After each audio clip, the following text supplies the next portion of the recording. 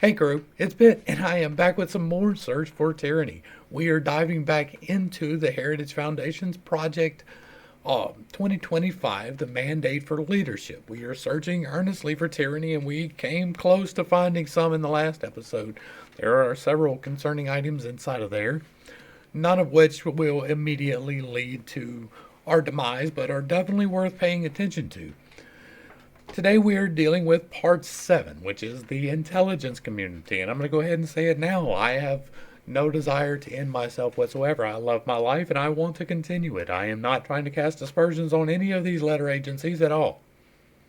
Now, this is The Intelligence Community by Dustin J. Carmack. There's a lot of reading in this. If you don't want to hang around, that's cool. But if you do, I appreciate it. Mission Statement: to arm a future incoming conservative president with the knowledge and tools necessary to fortify the United States intelligence community, to defend against all foreign enemies and ensure the security and prosperity of our sovereign nation, devoid of all political motivations, and to maintain constitutional civil liberties. Overview: the United States intelligence community is a vast, intricate bureaucracy spread throughout 18 independent and cabinet sub-agencies. According to the Office of the Director of National Intelligence, ODNI, the IC's mission is to collect, analyze, and deliver foreign intelligence and counterintelligence information to America's leaders so they can make sound decisions to protect our country. An incoming conservative president needs to use these intelligence authorities aggressively to anticipate and thwart our adversaries, including Russia, Iran, North Korea, and especially China, while maintaining counterterrorism tools that have demonstrated their effectiveness. This means empowering the right personnel to manage, build, and effectively execute actions dispersed throughout the IC to deliver intelligence in an ever-challenging world. It also means removing redundancies, mission creep, and IC infighting that could prevent these collection tools from providing objective, apolitical, and empirically backed intelligence to the IC's premier customer, the President of the United States.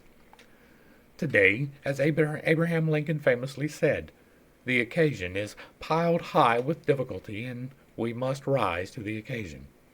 We must think anew and act anew. The intelligence community maintains an incredible capacity to achieve its mission, but both the IC and somewhat antiquated,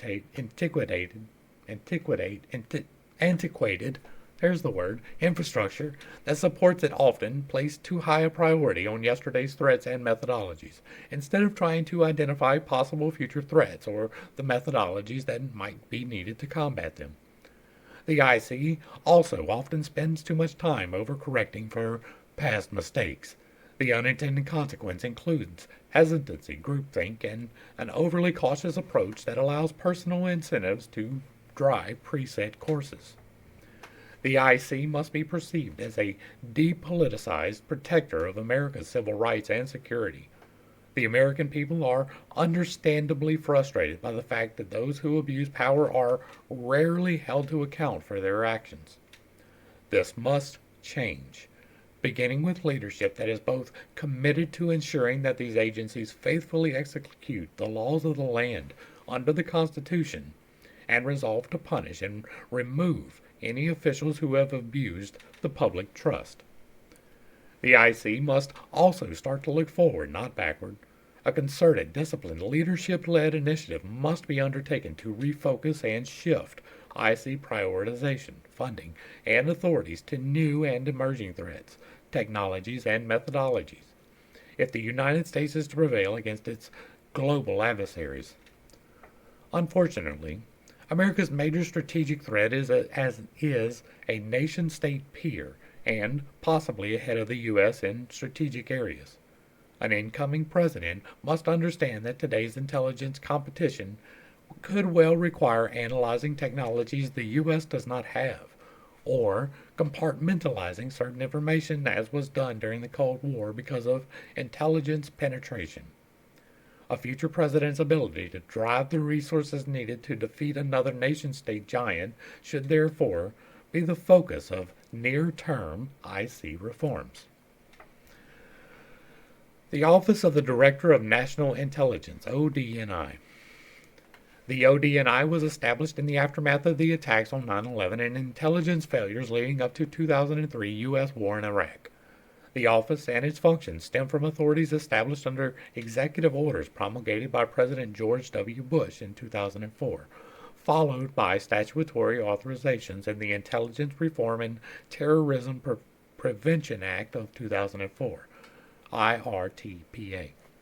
Proponents of ODNI hope to establish reforms similar to the Goldwater-Nichols Department of Defense reforms of the 1980s, which identified recurring problems within DoD's command and control architecture and led to unified combatant commands with the chairman of the Joint Chiefs of Staff as the senior-ranking member of the armed forces and principal military advisor to the president. The ODNI was envisioned as a small but powerful IC coordinating agency led by the Director of National Intelligence, DNI.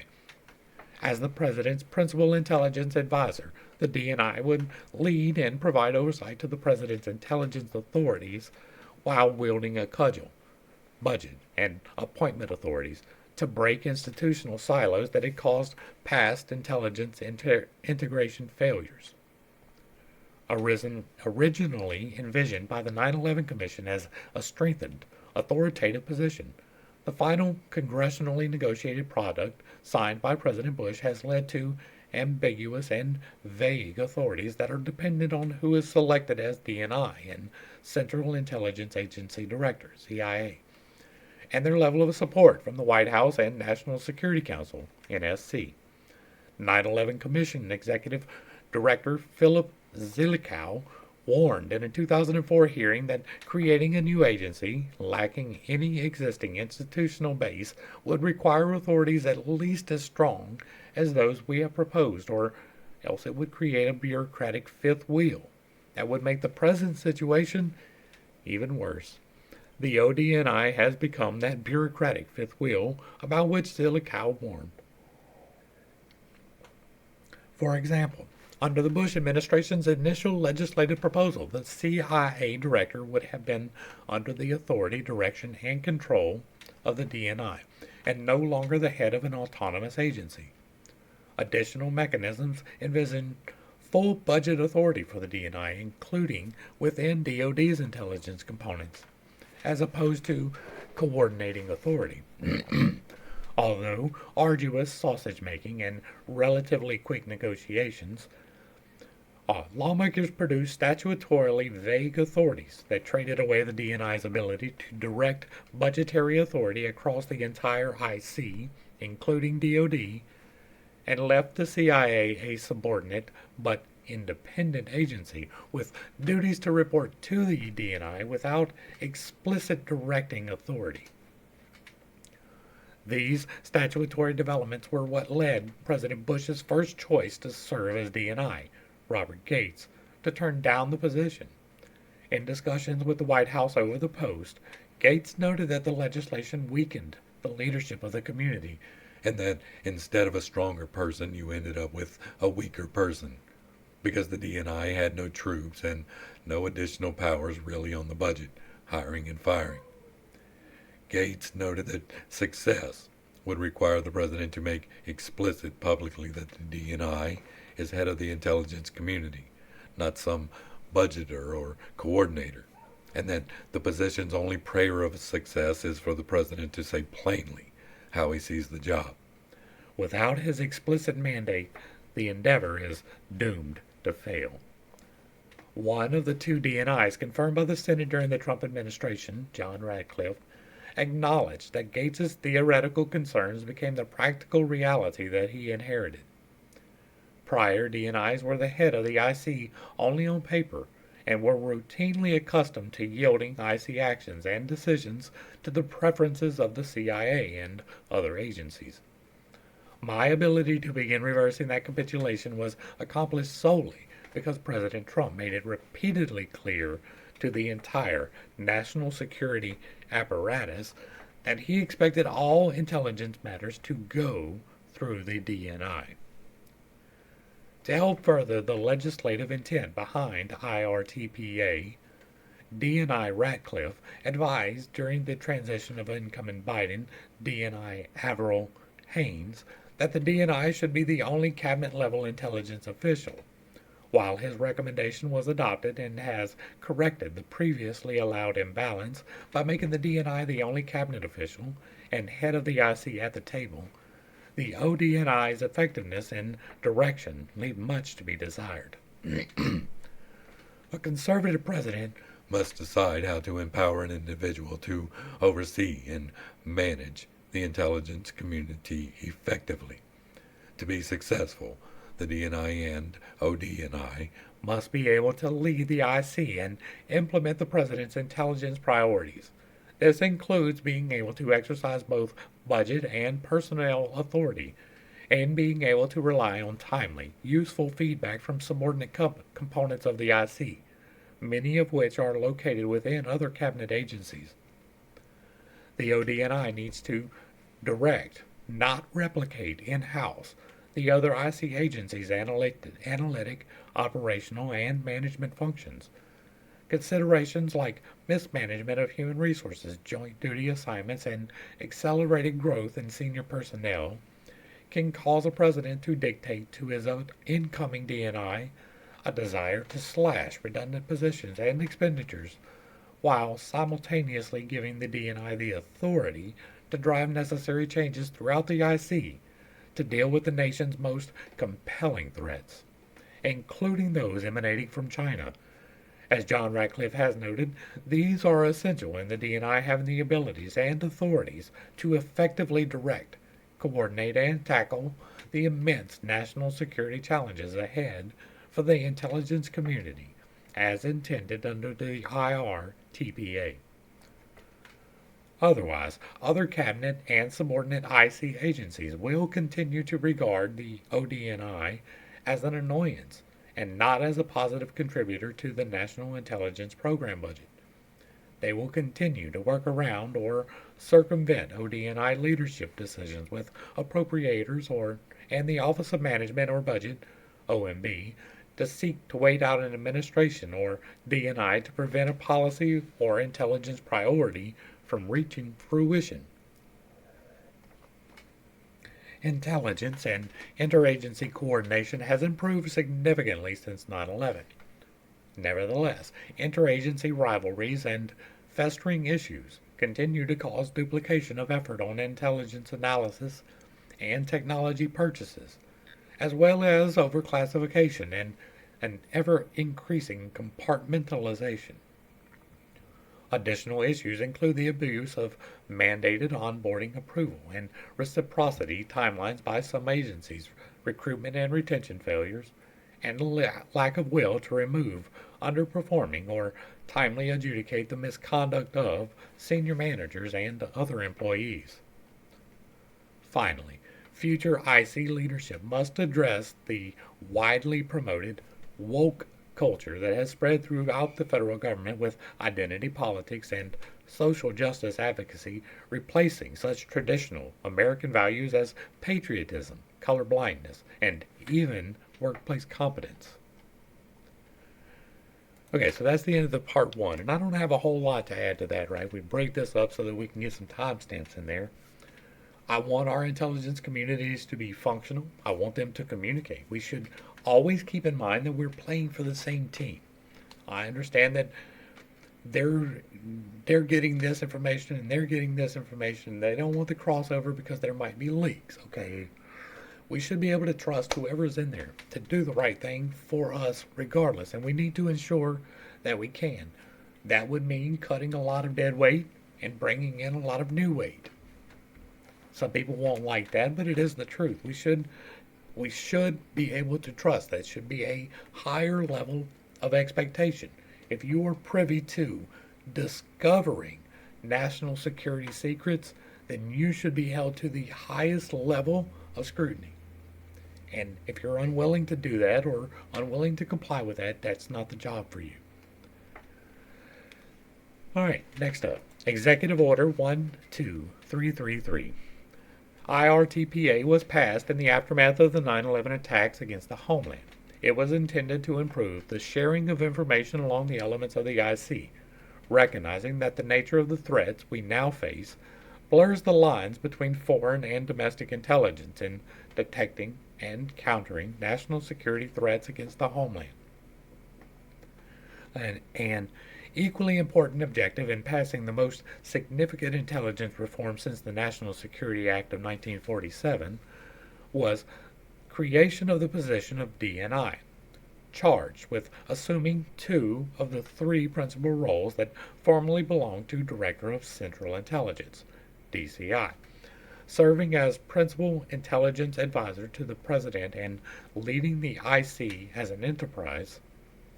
Nearly 2 decades later, the DNI's record of effectiveness is improving the sharing of information, and operating the IC as an enterprise is mixed. Implementation of the DNI's roles as leader of the IC and principal intelligence advisor to the President has been challenging. However, despite flaws in the legislation and intelligence bureau agencies' bureaucratic jockeying that undermine the DNI, it is impossible to know what would emerge if Congress were to revisit the Act. Seeking a legislative solution, therefore, might carry with it more risk than benefits. Instead, an incoming conservative president's immediate focus should be on modifying Executive Order 12333, the President's direction for implementing IRTPA. Executive Order 12333 was last amended on July the 30th of 2008 by President George W. Bush. The revisions were aligned with IRTPA with significant emphasis on having the IC address the threats from the homeland from international terrorism and the proliferation of weapons of mass destruction. There is scant mention of cyber threats and the evolving national security challenges posed by China, Russia, and other U.S. adversaries. By extension, the revised orders fell short of stipulating how the DNI would execute his authority to organize the IC in a manner that improves the delivery of timely intelligence to a wide array of customers. Executive Order 12333 should be amended to take account of the changing landscape of threats and improve the functional aspects of America's intelligence enterprise. To that end, a revised order should address the threats to the United States and its allies in cyberspace. These threats range from cyber warfare to information operations. The amended order should clearly delineate the roles and responsibilities of the various U.S. government cyber missions, including the recently created National Cyber Director's Office and power centers at the NSC, while protecting the privacy and civil liberties of the U.S. citizens. Under the DNI's direction, the cyber mission should explicitly identify how information in the cyber domain will be shared promptly with the warfighters, from law enforcement agencies to the broader IC and state, local, and tribal elements.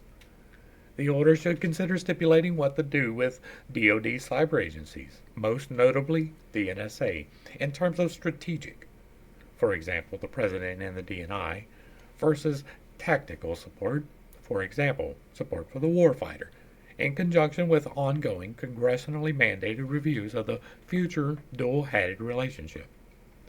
Enhance the DNI's role in overseeing execution of the National Intelligence Program budget under the President's authority. This should be done in a manner that is consistent with Congress's intent as embodied in the IRTPA. Under the executive order as written today, the DNI shall oversee and direct the implementation of the National Intelligence Program. In practice, the DNI's authority to oversee execution of the IC's budget remains constrained by an inability to address changing intelligence priorities and mandate the implementation of appropriated NIP funding to higher intelligence priorities. The DNI should have the President's direction to address emerging but catastrophic threats such as posed by bioweapons, clarifying how much budget authority the DNI has in conjunction, within the limits of congressional appropriations, with the OMB and IC member cabinet officials to move around money and personnel is crucial. but positions will not always be fungible. It will probably be necessary to hold IC leadership accountable at intransigent agencies and to restructure areas through executive orders in close conjunction with OMB as needed. Clarify the DNI's role as leader of the IC as an enterprise in building the IC's capabilities around its open source collection and analytic missions. The exponential growth in open source information, often called OSINT, is not disputed. In the IC, the use of publicly available information, notwithstanding the authorities within IRTPA for the DNI to manage OSINT, remains disaggregated. The explosion of private sector intelligence products and expertise should signal to IC leadership that duplicative efforts are unnecessary and that limited resources should be focused on problematic collection tasks. The IC should avoid duplication of what is already being done well in the private sector and focus instead on complex questions that cannot be answered by conventional and frequently increasing numbers of commercial tools and capabilities. if, if necessary, for a lack of results from the National Open Source Committee, the DNI should appoint the Principal Deputy Director of National Intelligence, PDDNI, as chairman to prioritize and promote accountability for the IC's other agencies towards this effort. Prioritize security clearance reform. Security clearance reform has made significant progress under Trusted Workforce 2.0, a government-wide background investigation reform that was implemented beginning in 2018 with the goal of creating one system with reciprocity across organizations. This included allowing movement from periodic reinvestigations towards a continuous vetting program with automated records checks, adjudication of flags, the mitigation of personnel security situations before they became a larger problem, or the suspension or revocation of clearances. However, human resources onboarding operations in major agencies such as the CIA, FBI, and NSA remain to be resolved. As executive agent for security clearances, the DNI must require results from agencies that resist implementation, enforce the 48-hour reciprocity guidance, and target human resources operations that fail to attract and expediently onboard qualified personnel. Additional carrots and sticks from executive order reform language, including moving the Security Services Directorate from NCSC to ODNI with elevated status, may be necessary. It is unacceptable for agencies to hinder opportunities for cross-agency assignments, use public-private partnerships inefficiently because of constraints on the transferability of security clearances, and lose future talent because of extraordinary delays in back-end operations. Proper vetting to speed the onboarding of personnel with much-needed expertise is vital to the IC's future. Ensure the DNI's authority. The DNI's authority should be similar to an orchestra conductor's. An incoming conservative president will appoint whomever he chooses as Director of National Intelligence, but there should be agreement between the incoming DNI and President with advice and counsel from the Presidential Personnel Office on selecting positions overseen by the DNI throughout subordinate agencies, as well as concurrence by relevant cabinet officials and the CIA. This exists by executive order, but many presidents, PPOs, and cabinet agency heads do not follow executive order guidance and necessary norms. The importance of trust, character, and the ability to work together to achieve a joint set of intelligence goals established by the president cannot be overstated. It is a mission that can be accomplished only with the conductor and his orchestra playing in sync. Provide additional support for such economic and supply chain focused agencies as the Department of Commerce.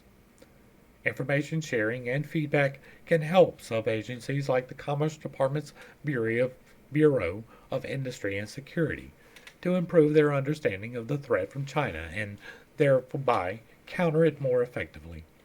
They can also aid in the development of export control mechanisms and potential outbound investment screening where necessary. Brief, specific governance language should be considered that would apply counter-terrorist authority models to the broader functions of the U.S. government, insofar as that they are needed to counter 21st century nation-state threats. The success of any DNI rests with the support from the President. Any revised Executive Order 12333 must serve to express unequivocal support for the DNI in executing the mandates that an amended order would provide. Alright, so I am not a fan of executive orders. I think that almost everything that can be done should be done through the legislature. I understand exigent circumstances, but if it is continuing from 2008 to 2024, the legislature should be involved. It should not be an executive order. That's how the Constitution is supposed to work. These decisions are not entirely resting upon one person. And if there is a need for an executive order to exist that long, then the legislature should be looking at it. I understand that the legislature takes a very long time to act. That is on purpose as well. And so keeping some of the bureaucracy down is part of the function of the legislature. We need, however, to have efficient communications and having a clearinghouse that takes the information that comes from this agency and this agency and this agency and saying, okay, we can release this to a fourth person is a good thing. Having the ability to pass on information is a good thing, as long as it is continually nonpartisan. Regardless of who the president is, they should be backed. They are serving at the will of the people. And so whoever is working at the will of the people should be supporting the person who is elected by the will of the people. Regardless of your agency, regardless of your position, if you are in the government, you should be fully supporting the agenda of the people, or you should resign. Next up, the CIA, Central Intelligence Agency. The CIA is a foreign intelligence collection service tasked with collecting human intelligence, HUMINT, providing all source intelligence analysis and reporting, and conducting covert action when required to do so by the President. The CIA has its roots in the Office of Strategic Services, OSS, which the United States established during World War II as a paramilitary and intelligence collecting organization. After World War II, President Harry Truman disbanded the OSS, and the CIA was established by law in the National Security Act of 1947. As with every agency in government, the president's election sets a new agenda for the country. Public servants must be mindful that they are required to help the president implement that agenda while remaining apolitical, upholding the Constitution and laws of the United States, and earning the public trust. The President requires a CIA that provides unbiased and apolitical foreign intelligence information and, when necessary, can act capably and effectively on any covert action findings. Executing the mission, the CIA's success depends on firm direction from the President and solid internal CIA director-appointed leadership. Decisive senior leaders must commit to carrying out the President's agenda and be willing to take calculated risks. Therefore, the next President-elect and incoming presidential personnel office should identify a director nominee who can foster a mission-driven culture by making necessary personnel and structural changes. The President-elect should choose a deputy director who, without needing Senate confirmation, can immediately begin to implement the President's agenda. This includes halting all current hiring to prevent the burrowing in of outgoing political personnel. Additional appointees should be placed within the agency as needed to assist the director in supervising its function. The director and deputy director should request briefings on all CIA activities and presence overseas. as well as any CIA controlled access programs and existing covert action findings, without exception. The director and deputy director should meet with all directorates and mission centers, prioritizing those that are aligned most closely with the President's priorities and calibrating collection and operations based on the President's intelligence requirements. This includes any areas where the CIA might be conducting its own diplomacy parallel to official State Department policy. It must be clear that the CIA's liaison relationships overseas must follow and not contradict those that are set at policy level by the President through the State Department. The other principal offices responsible for executing the CIA's mission include the Directorate of Operations, Directorate of Analysis, Directorate of Science and Technology, Directorate of Support, and Directorate of Digital Innovation.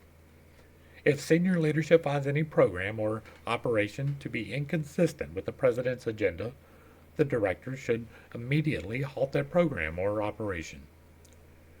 Reining in bureaucracy. The CIA's bureaucracy continues to grow because mid-level managers lack accountability. There are areas which personnel are not responsive to any authority, including the President.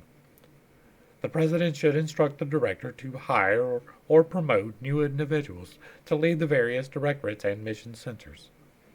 This new crop of mid-level leaders should carry out clear directives from the senior CIA leadership, which means more accountability and new ways of thinking to benefit the mission. In addition, the President should task the director with significantly broadening recruitment, expediting onboarding practices, and shifting resources away from headquarters, including terminal generalists, GS-15s, when OPM buyouts, forced rotations, or up-and-out personnel policies are set for particular positions.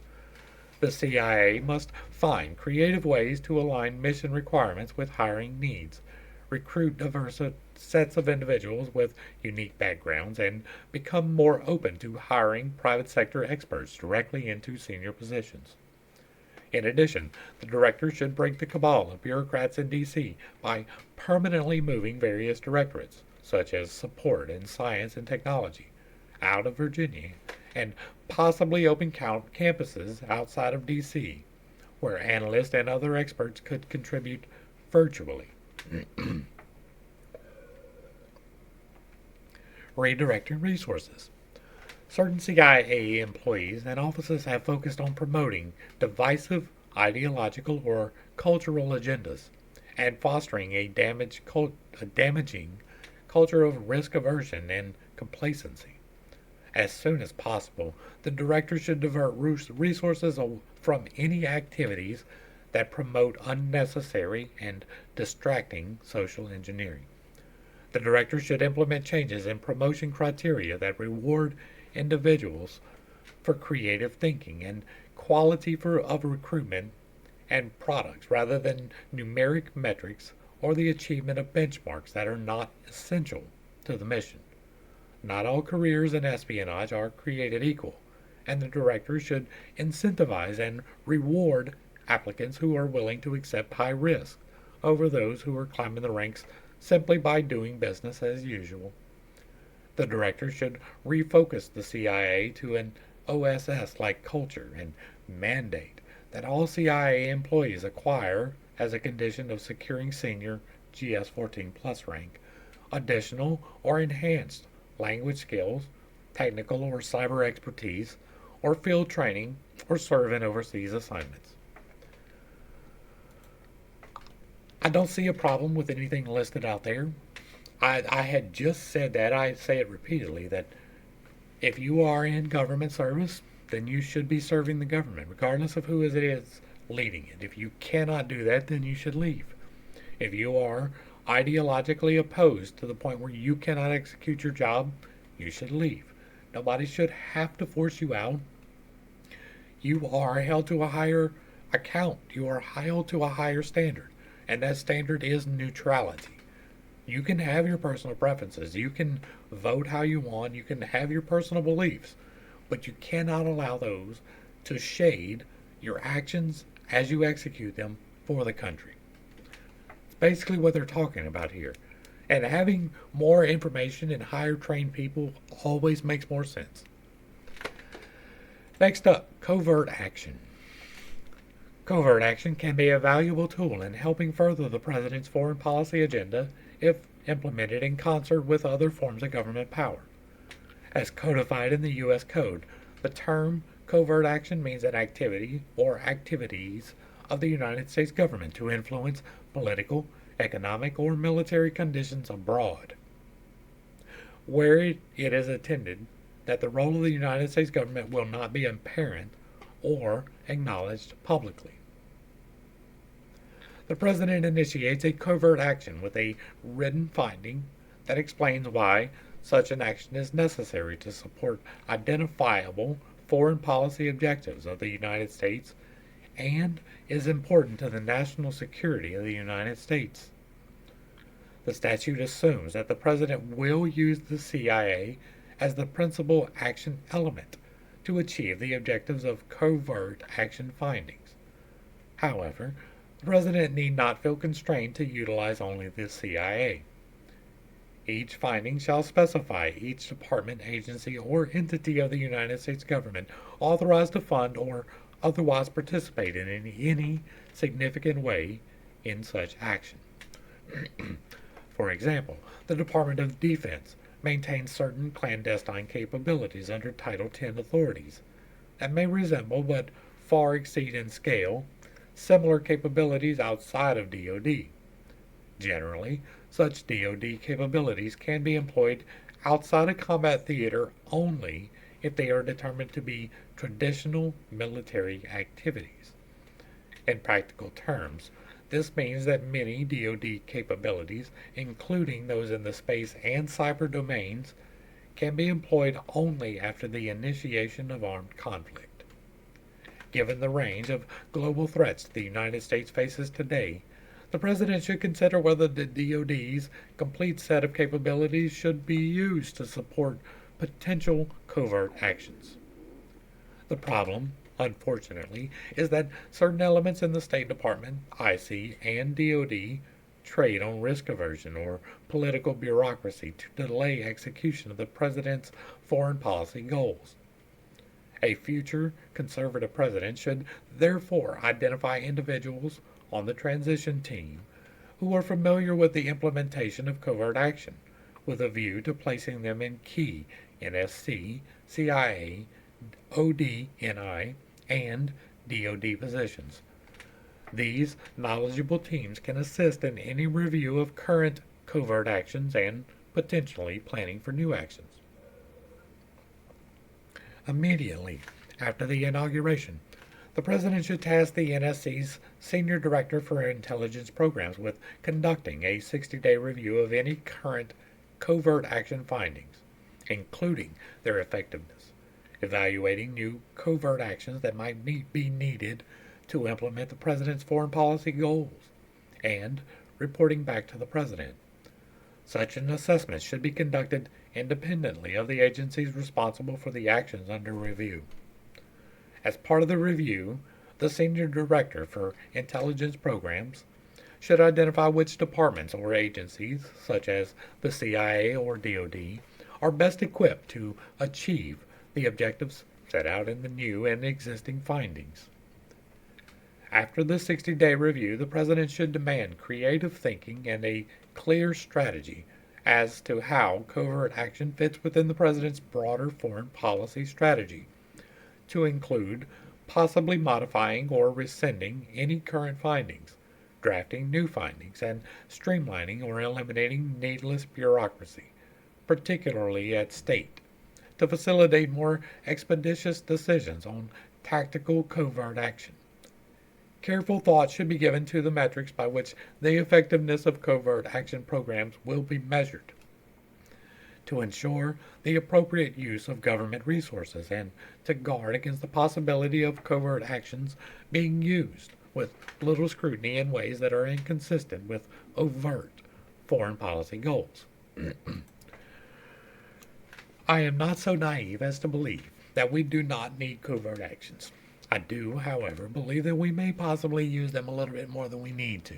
Right? We should not be meddling in the grand scale of things. If it does not directly affect us, then I understand that overall everything affects us, right? But if it is not a direct threat, if it is not directly harmful to our way of life, we really shouldn't be involved. We have a tendency, and not casting any blames or aspersions, but we have a tendency to use covert actions to enable change in places other than here that we don't like for reasons that are not necessarily justifiable in the court of humanity, right? It can be in your court of expansionism. It can be in your court of authoritarianism. But in the court of humanity, deciding that somebody else's duly elected leader is not the proper one and using covert means to get rid of them is not a good one. The same goes for our leaders. Now that we have indisputably had the admission of the CIA being directly involved in the assassination of one of our presidents at a minimum. That is an enormous problem. And such, we need more overview. We need more oversight. We need more people with more eyes looking at more things. Because not only should that never have been authorized, but it should have never been covered up. It should have never been hidden for, 6 decades? Insanity. That is not how a free society works. It's not how a free society should work. We do have things that need to be done. There are imminent threats that need to be taken care of, and sometimes it lies outside of standard military practices. And so we have somebody that can do that, and we should. But we should not be sending them out arbitrarily. We shouldn't. Next up, ODNI and CIA Organizational Recommendations. Where are we at? What page are we on? 211? Okay, yeah, we got to. The ODNI and CIA operate under authority provided by the Central Intelligence Agency Act of 1949, which means they have greater latitude than the rest of the federal government with respect to the hiring and firing of personnel. Both organizations and other areas of the IC have struggled from a human resources and talent management standpoint to recruit, onboard, and maintain personnel in a timely fashion to fill the IC's ever-changing needs. At a time when the intelligence community needs significantly more personnel with the proper technical, language-capable, and diverse backgrounds, including applicants from elements of the business community. The incoming directors of both agencies need to make this effort a top priority. Past DNI's chiefs of staff and additional front office staff historically have come from outside the IC, commonly under a misconstrued staff reserve structure that is intended to avoid a Schedule C designation within the IC.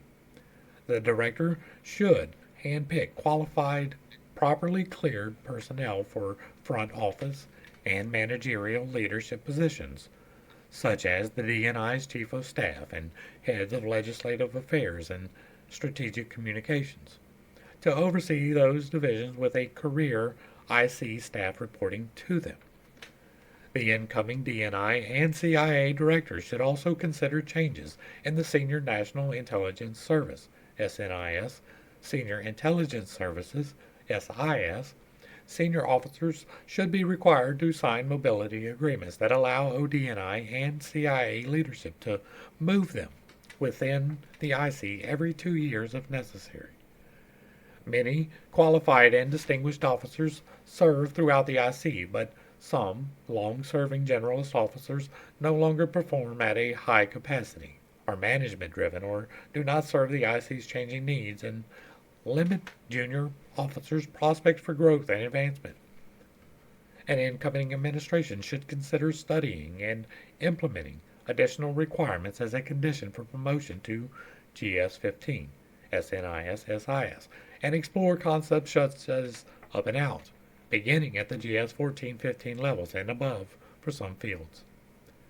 The IC should evaluate areas of bloat and underperforming cadre of work with OPM on authority for voluntary separation buyouts, allowing ODNI and CIA leadership to shrink size and reduce duplication of effort, while promoting healthy turnover within the senior ranks, would encourage new ideas and perspectives from mid-career officers and, potentially, from employees hired from outside their agencies. The ODNI and CIA should maximize their direct hire and incentive building authorities to bring in talented and properly cleared individuals to serve in positions requiring technical, language, and cyber expertise. Finally, the human resources and talent management systems for onboarding purposes at ODNI, CIA, and some other elements of the IC are fundamentally broken. For example, according to current CIA Director William Burns, it recently took more than 600 days on average for a CIA applicant to receive his or her necessary security clearance. Although security clearance procedures have been somewhat improved in recent years, and Burns has committed CIA to reducing that to no more than 180 days.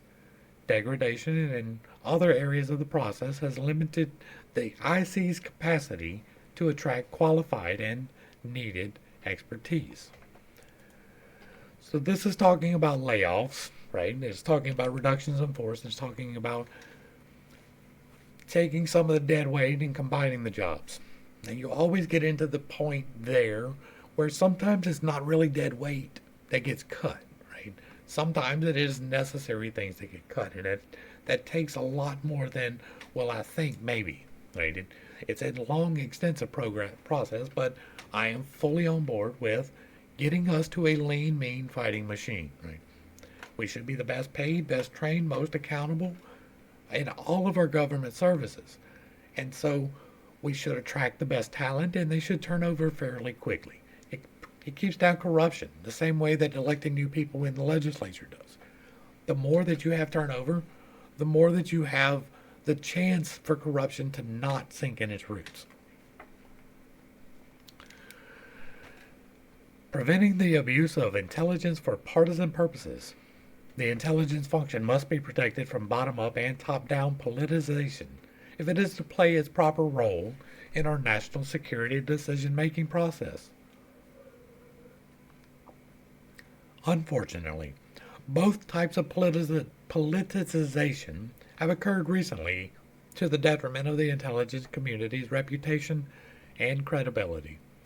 More important, the politicization of intelligence risks contributing to policy failures, as we saw with the Iraq War, or even undermining our current democratic system here at home. In particular, the IC must restore confidence in its political neutrality to rectify the damage done by the actions of former IC leaders and personnel regarding the claims of Trump-Russia collusion following the 2016 election, and the suppression of the Hunter Biden laptop investigation, and media revelations of its existence during the 2020 election. But the problem is not confined to the executive branch struggle between the IC and policymakers. It also relates to the IC's relationship with Congress, as evidenced by DNI James Clapper's failure to answer honestly in response to congressional questions about government surveillance programs. The ODNI and CIA are undergoing a crisis of confidence based on several factors. First, President Barack Obama's CIA Director John Brennan gravely damaged the CIA by minimizing the Directorate of Operations and exploiting intelligence analysis as a political weapon after he left office. Brennan's role in the letter signed by 51 former intelligence officials before the 2020 election is unclear, but in dismissing the Hunter Biden laptop as Russian disinformation, the CIA was discredited, and the shocking extent of politicization among some former IC officials was revealed. Restoring respect for the IC as an independent provider of information and analysis while also ensuring that it is responsive to the legitimate needs of policymakers, will require reinforcing essential norms and institutions. However, we should also recognize that achieving the perfect balance that avoids the pathologies of too much distance or too much closeness and responsiveness to policymakers is not only difficult, but probably impossible. Thus, given the very nature of the business and political process, much will depend on the promotion of certain norms or virtues on both sides of the principal agent relationship. Specifically, the DNI and CIA directors should use their authority under the National Security Act of 1947 to expedite the clearance of personnel to meet mission needs and remove IC employees who have abused their positions of trust. An area of particular concern is that of personnel under investigations for improprieties have been allowed to retire before internal investigations have been completed. Directors of both agencies must instill further confidence in their workforces, Congress, and the American people that they can and will deal effectively with personnel that fail to live up to their oath to the Constitution, adhere to ethical and moral standards as expected by America's taxpayers, and faithfully execute the law. The President should direct the DNI and the Attorney General, by direction of the respective Inspectors General and IC Analytic Ombudsman, to conduct a further audit of all IC equities, of past politicization and abuses of intelligence information. For example, a recent IC Ombudsman analysis during the 2020 election cycle noted, if our political leaders in the White House and Congress believe we are withholding intelligence because of the organizational turf wars or political considerations, the legitimacy of the intelligence community's work is lost. The President should immediately revoke the security clearances of any former directors, deputy directors, or other senior intelligence officials who discuss their work in the press or on social media without prior clearance from the current director. IC agencies, including the CIA, should minimize their public presence and vigorously investigate any and all leaks of information, classified or otherwise. The ODNI and CIA should fire or refer for prosecution any employee who is suspected of leaking information, and penalties should include the removal of pension benefits of those who are found guilty. Additional tools are needed to prevent leaked intelligence from being used as a weapon in policy debates by IC leaders or decision makers in the executive branch or Congress. In addition, the Department of Justice should use all the tools at its disposal to investigate leaks and should rescind damaging guidance by Attorney General Merrick Garland that limits investigators' ability to identify records of unauthorized disclosures of classified information to the media. Personnel have sufficient access to legitimate whistleblower claims under protections provided by Inspectors General and Congress. The Director and IC must prioritize hiring additional counterintelligence and security personnel to assist in this effort.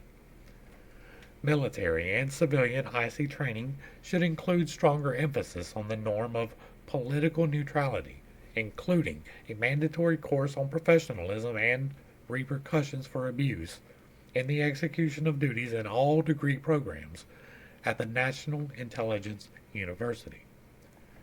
Intelligence leaders need to model norms of neutrality and respect for the decision-making authority of the President, appointed officials, and Congress. This includes building trust with key decision makers by not using their positions and privileged access to information to influence policy making indirectly or directly in an inappropriate fashion, especially by engaging in threat inflation. IC leaders should practice extreme restraint in engaging with the public and the media. They should seek to work in the shadows rather than in the limelight. Potential restrictions on such appearances could supplement this norm, preventing political leaders from using IC officials to support an administration position, as they do with military leaders. Retired IC leaders should similarly support the neutrality norm by not becoming public figures. Congress should not use IC leaders as pawns in policy struggles with the president or the other party during the appearances before committees of the House and Senate. While Congress has a proper oversight role, it should distinguish between information that needs to be public and information that should be discussed in private with members of the IC. A DNI should call balls and strikes to those on both sides of the aisle at the Capitol Hill, who attempt to weaponize the use of selective intelligence to feed political narratives. Political leaders should avoid manipulation by appointment, a practice by which intelligence leaders are selected for their policy views or political loyalties instead of their skilled expertise. Presidents should also avoid public rebukes and pressure from the intelligence profession, which can include intimidation and bullying, to shape IC analysis. This will be easier if IC leaders live by the norms of neutrality and thus are not seen as political actors for whom political responses are deemed necessary. Intelligence leaders and professionals should never cook the books for presidents or change or shape their analysis to preserve access or status. I don't have a whole lot to add to this that I have not added already, right? We do indeed need to start making sure that we are pushing neutrality, right? I understand that people are going to have biases. That is part of being a person. But you should be able to put aside your biases. Almost always, right? You have your personal preferences. Nobody can put you into a space where you have to make a decision that goes against your preference. Now, if you are being asked to do that in your job, you need a different job. And it is that simple. If you cannot faithfully execute the duties that you're being asked to do, you need to resign. It is that simple. It is hard because you need a paycheck. It is hard because you like consistency in your life and nobody likes change.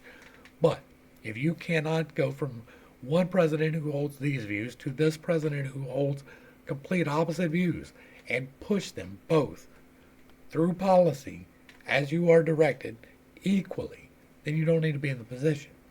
And it really is that simple. This is about halfway through, so we're going to go ahead and wrap this up here. We will dive back into the Foreign Intelligence Surveillance Act, or the FISA, when we come back the next time. It has just been renewed. There's a lot of things to talk about for that one. But hopefully I brought a little bit of enlightenment and not too much confusion to a somewhat confusing set of topics, right? This is talking about streamlining the CIA and the associated intelligence communities. Now, the CIA is the most visible of those, but there are several others involved. And so this is talking about removing some of the duplication, streamlining it, and exposing to more transparency those things which cannot by nature be transparent, right? Covert actions by nature cannot be known to everyone, but someone should be overseeing them. Somebody should be going through and ensuring that they are constitutionally correct, that they are not, in fact, targeting us. That is a problem. And we should definitely be taking some responsibility for that. We, as citizens, need to know more. That is part of what we're doing here. Part of it is vocal therapy. So when my voice wavers, it's not me making fun of you. It's me working through some issues in my throat, right? Part of this is increasing knowledge, because you listening to me and me talking about these things is us learning about things. And so we, as citizens, need to be responsible for these people. These people work for us. They should have our interest in heart. They should not be spying on us for arbitrary reasons. That is real. That is true. That is something we are responsible for. If you like what I'm doing here, let me know down below. Hit me with a like, share, and a sub. Throw me a comment. Let me know what's up. If you really appreciate it, hit me with the super thanks, and I'll show much love. To the crew, thanks for hanging out. I appreciate every single minute that you are here with me, and I am praying for you every single day. Until next time, I love you. God loves you. You are perfect, whole, and complete, just the way that you are. And this has been Pitt's Take. Peace.